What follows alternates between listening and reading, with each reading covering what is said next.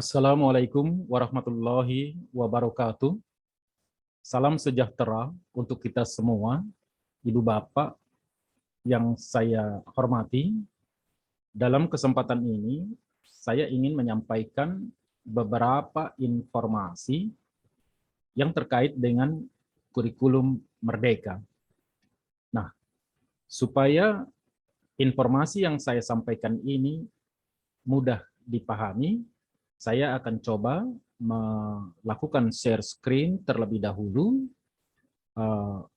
PowerPoint yang sudah saya siapkan untuk Ibu Bapak semua. Ibu Bapak yang saya hormati, informasi yang terkait dengan kurikulum Merdeka itu tertuang pada Keputusan Menteri Pendidikan, Riset, dan Teknologi nomor 56/M/2022 tentang pedoman penerapan kurikulum dalam rangka pemulihan pembelajaran. Ibu Bapak, informasi yang pertama yang perlu saya sampaikan di sini adalah bahwa dalam rangka pemulihan ketertinggalan pembelajaran atau learning loss yang terjadi dalam kondisi khusus, satuan pendidikan perlu mengembangkan kurikulum dengan prinsip diversifikasi sesuai dengan kondisi satuan pendidikan, potensi daerah, dan peserta didik. Kata prinsip diversifikasi saya beri warna merah, lalu saya coba cari tahu artinya. Ternyata yang dimaksud dengan diversifikasi itu adalah keanekaragaman. Jadi beraneka ragam. Oleh karena itu, pengembangan kurikulum harus sesuai dengan prinsip diversifikasi atau keanekaragaman. Begitu maksudnya. Kemudian informasi yang kedua, pengembangan kurikulum yang dilakukan dengan prinsip diversifikasi tadi itu mengacu pada kurikulum 2013 secara utuh. Lalu yang kedua, kurikulum 2013 yang disederhanakan, atau yang ketiga, mengacu kepada kurikulum Merdeka secara utuh. Nah, informasi selanjutnya, Ibu Bapak, penting juga saya menyampaikan informasi ini bahwa kurikulum Merdeka mulai berlaku pada tahun ajaran 2022-2023. Pelaksanaan kurikulum Merdeka diberlakukan secara bertahap dengan ketentuan tahun pertama dilaksanakan bagi peserta didik kelas 10. Lalu tahun kedua dilaksanakan bagi peserta didik kelas 10 dan kelas 11, sedangkan tahun ketiga dilaksanakan bagi peserta didik kelas 10, 11, dan kelas 12. Ibu Bapak, informasi selanjutnya ini terkait dengan struktur kurikulum yang ada pada kurikulum Merdeka. Ibu Bapak, struktur kurikulum pada kurikulum Merdeka itu terbagi menjadi dua kegiatan utama. Yang pertama adalah kegiatan utama yang menyangkut pembelajaran intrakurikuler, dan yang kedua kegiatan proyek profil pelajar Pancasila. Untuk pembelajaran intrakurikuler itu mengacu pada capaian pembelajaran, sedangkan untuk proyek profil pelajar Pancasila itu mengacu kepada SKL atau standar kompetensi lulusan. Jadi kegiatan utamanya terdiri atas dua kegiatan. Yang pertama adalah kegiatan intra, yang kedua adalah kegiatan proyek. Kegiatan intra mengacu pada capaian pembelajaran, sedangkan kegiatan proyek mengacu pada standar kompetensi lulusan. Berikutnya, informasi terkait dengan struktur kurikulum. Ibu Bapak, di sebelah kanan ini, struktur kurikulum untuk SMA kelas 10, itu pemerintah membuat asumsi 1 tahun itu ada 36 minggu dan 1 JP-nya 45 menit. Nah, sekarang didistribusikanlah alokasi waktu pada tiap-tiap mata pelajaran. Ibu Bapak, mata pelajaran yang ada pada struktur kurikulum Merdeka ini itu terdiri atas nomor 1, pendidikan agama dan budi pekerti, nomor 2, pendidikan Pancasila, nomor 3, bahasa Indonesia, nomor 4, matematika, nomor 5, ilmu pengetahuan alam yang terdiri atas fisika, kimia, biologi, lalu yang keenam, ilmu pengetahuan sosial yang terdiri atas sosiologi, ekonomi, sejarah, dan geografi. Kemudian nomor 7, bahasa Inggris, nomor 8, pendidikan jasmani, olahraga, dan kesehatan, lalu nomor 9, informatika, nomor 10 adalah seni dan prakarya. Untuk nomor 11, muatan lokal. Ibu Bapak, yang perlu dicermati dari struktur kurikulum ini adalah yang pertama, pada struktur kurikulum Merdeka ini, pembagian alokasi waktunya dibuat untuk 2 kegiatan. Jadi berbeda dengan struktur kurikulum 2013 yang lalu.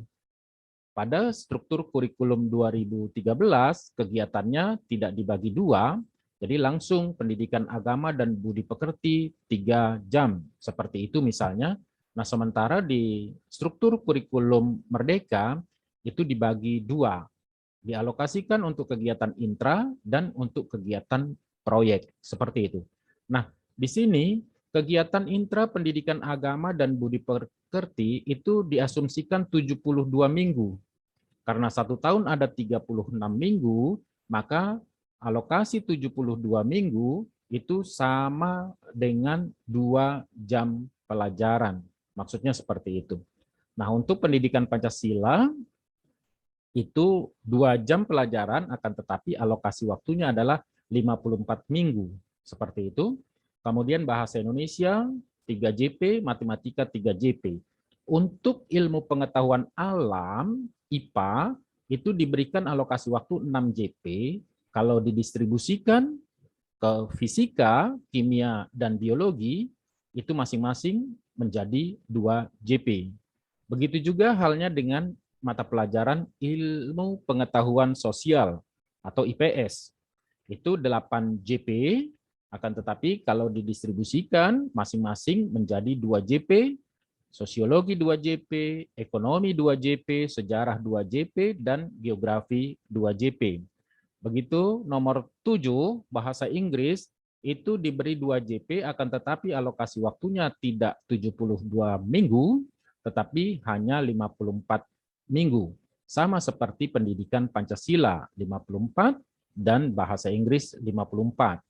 Untuk mata pelajaran nomor 8, pendidikan jasmani, olahraga dan kesehatan itu 2 JP, informatika 2 JP, dan seni dan prakarya 2 JP, sama halnya dengan bahasa Inggris dan pendidikan Pancasila dengan minggu 54. Ibu Bapak, ada perbedaan yang perlu saya sampaikan dari kurikulum 2013 dengan kurikulum Merdeka ini. Yang pertama, untuk pelajaran IPA ini nanti bisa Ibu Bapak satukan, ada keterangan lebih lanjut tentang mata pelajaran IPA dan IPS. Nah, di sini ada mata pelajaran baru, yang pertama adalah nomor 9. Itu perubahannya ada informatika. Kalau di 2013 informatika tidak ada, nah di kurikulum Merdeka informatika menjadi ada. Nah, berikutnya perbedaannya lagi untuk nomor 10, seni dan prakarya. Pada kurikulum 2013, seni dan prakarya itu dipisah. Seni dan budaya satu pelajaran, lalu prakarya dan kewirausahaan pelajaran yang berdiri sendiri. Akan tetapi pada kurikulum 2 Merdeka ini, seni dan prakarya itu menjadi satu mata pelajaran. Tidak terpisah, seperti itu, pilihan sifatnya. Nah, untuk keterangan-keterangan mata pelajaran itu Ibu Bapak silakan mencermati slide berikutnya. Nah, ini informasi tentang mata pelajaran IPA dan IPS. Mata pelajaran IPA dan IPS di kelas 10 SMA tidak dipisahkan menjadi pelajaran yang lebih spesifik. Namun demikian, satuan pendidikan dapat menentukan bagaimana muatan pelajaran di organisasi. Pengorganisasian pembelajaran dapat dilakukan melalui beberapa pendekatan. A. Secara terintegrasi. Jadi, fisika, kimia, biologi disatukan. Kemudian pilihan yang kedua, B. Bergantian dalam blok waktu yang terpisah. Misalnya fisika diajarkan lebih dahulu dalam 2-4 minggu. Kemudian biologi minggu ke-5 sampai minggu ke-8. Kemudian kimia minggu ke-9 sampai minggu ke-12 dan seterusnya seperti itu. Bergantian dalam blok waktu yang terpisah. Lalu yang ketiga pilihannya adalah secara paralel. Jadi mata pelajaran IPA dan IPS itu dilakukan secara paralel dengan JP yang terpisah, seperti mata pelajaran yang berbeda-beda. Jadi A, B, dan C ini merupakan pilihan bagi Ibu Bapak mendesain struktur kurikulum sekolah. Nah, berikutnya informasi tentang mata pelajaran seni dan prakarya. Informasinya adalah satuan pendidikan menyediakan minimal satu jenis seni atau prakarya. Jadi sekolah itu menyediakannya minimal satu jenis seni atau prakarya. Seni di sini bisa meliputi seni tari, seni lukis, seni rupa, atau seni drama, seni musik misalnya. Nah, begitu untuk informasi peserta didiknya memilih satu jenis seni atau prakarya.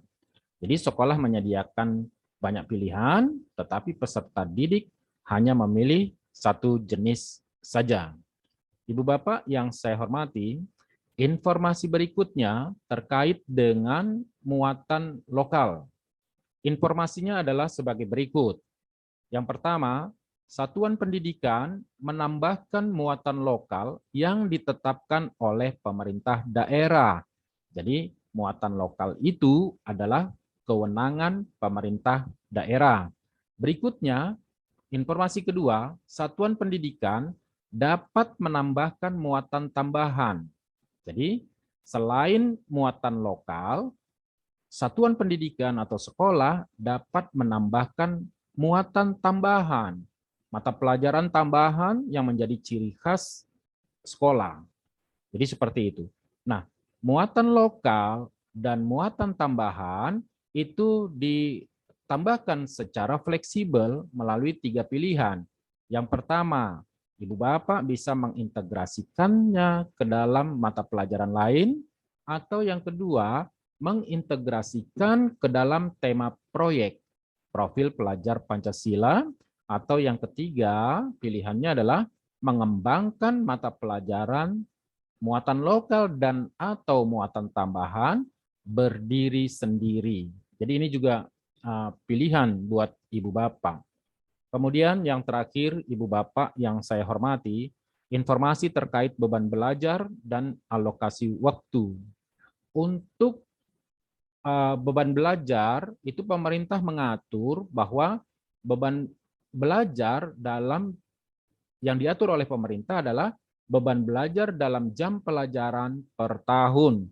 Jadi jam pelajaran per tahun itu kalau tadi 36 satu tahun, maka pemerintah mengatur ini 72 dalam kurung 2 JP. 72 itu per tahunnya 72 JP seperti itu. Nah, kemudian satuan pendidikan mengatur alokasi waktu setiap minggunya secara fleksibel. Oh, berarti yang 72 itu diatur 2 jam setiap minggu. Atau karena di sini diberi informasi mengatur secara fleksibel, yang tadinya di situ tertera misalnya 2 jam, Ibu Bapak juga bisa membuatnya menjadi 4 jam secara fleksibel, seperti itu. Nah, Demikian informasi yang bisa saya sampaikan terkait dengan struktur kurikulum di kurikulum Merdeka. Untuk penerapannya di sekolah, kita bisa lakukan secara tatap muka supaya lebih tepat lagi diskusi yang kita lakukan. Demikian yang bisa saya sampaikan. Mohon maaf bila ada kekeliruan. Terima kasih atas perhatian Ibu Bapak. Billahi taufiq wal hidayah. Assalamualaikum warahmatullahi wabarakatuh.